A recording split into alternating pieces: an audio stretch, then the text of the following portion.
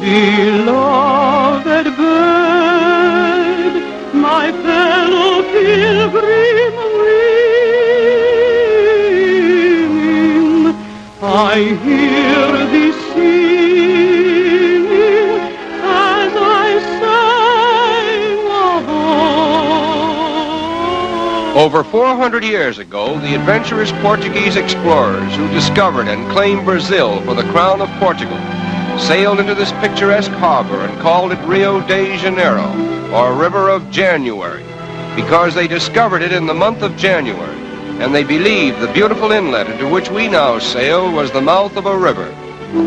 As we pass within the shadow of this gigantic promontory, known as Sugarloaf, we wonder if the white men who first saw it could have dreamed that it was destined to become the mighty sentinel of an enchanted metropolis with a population of over 1 million inhabitants and a reputation of being the most magnificent city in the world.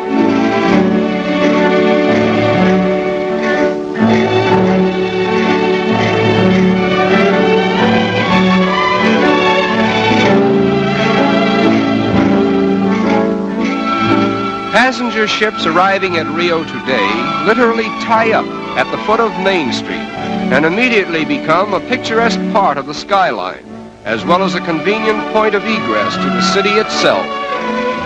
Rio de Janeiro is not a manufacturing city. Therefore, there is a preponderance of foreign goods on sale in all the smart shops. Nevertheless, foreign influence has not changed the strong allegiance which the Brazilians have for their native continent. They proudly proclaim themselves South Americans, and they very much resent the North Americans' alleged monopoly of the word American.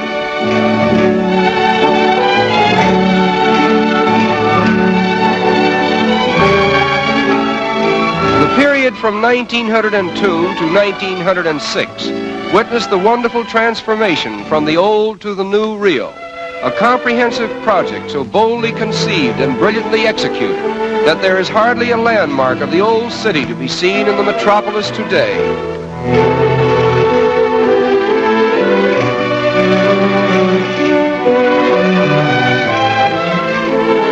The most unique feature of the clean and spacious streets is the decorative mosaic work that adorns the sidewalks.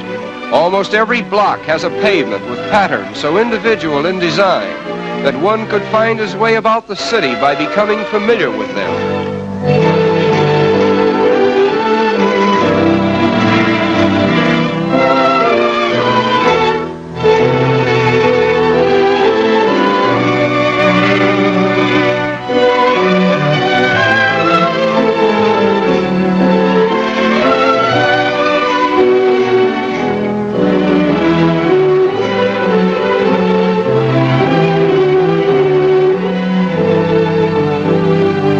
Rio is particularly noted for its numerous and colorful parks, which are scattered in picturesque profusion throughout the city.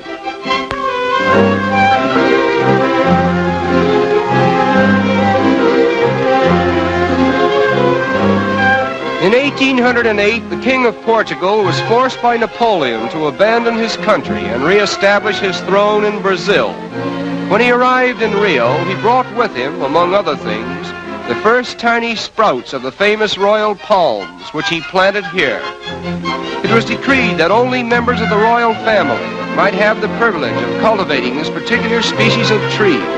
But time and nature have overruled the regal command, and the royal palms that were meant to be the exclusive property of Portuguese royalty are now the common heritage of all Brazil.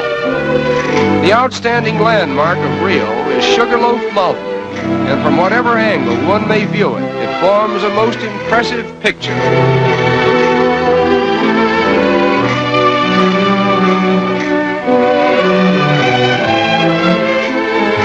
Swimming is one of the most popular sports in this pleasure-loving city. Consequently, many attractive swimming clubs have been erected along the picturesque shoreline. The architectural designs of these clubs are unusually distinctive, and many of them are actual reproductions of famous institutions in Spain and Portugal. Among the many fine boulevards in this city of splendor, the most beautiful is the Avenida Beira Mar, with its marble promenade encircling the waterfront for a distance of 5 miles.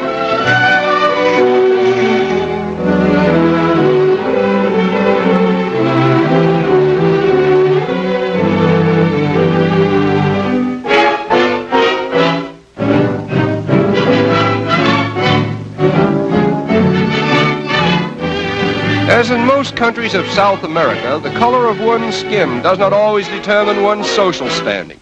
As a matter of fact, the racial color line seems to be so thinly drawn that it has become a haven of toleration for all races. Nevertheless, the Portuguese language still prevails.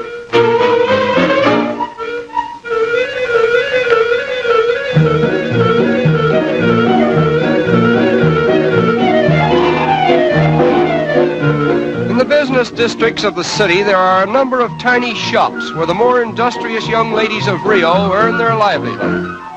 This is called the butterfly industry, in which the colorful wings of butterflies are immortalized by an art that was inaugurated here many years ago.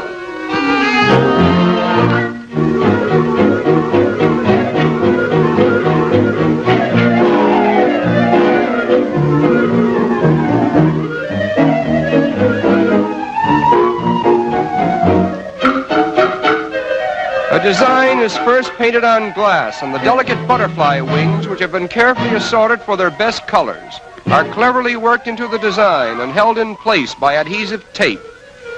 Another layer of glass is finally placed over the tape, and the wings, thus preserved, will hold their lifelike colors indefinitely. There are over 700 different species of butterflies in Brazil, and they are much larger and more colorful than those of North America and Europe.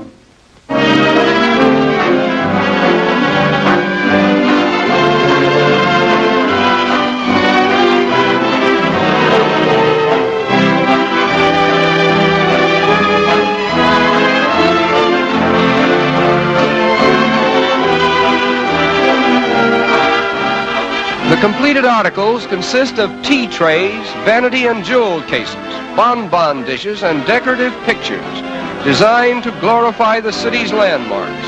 And needless to say, the predominating design is Sugarloaf, the center of attraction for all eyes that glory in the magnificence of Rio de Janeiro, the city of splendor.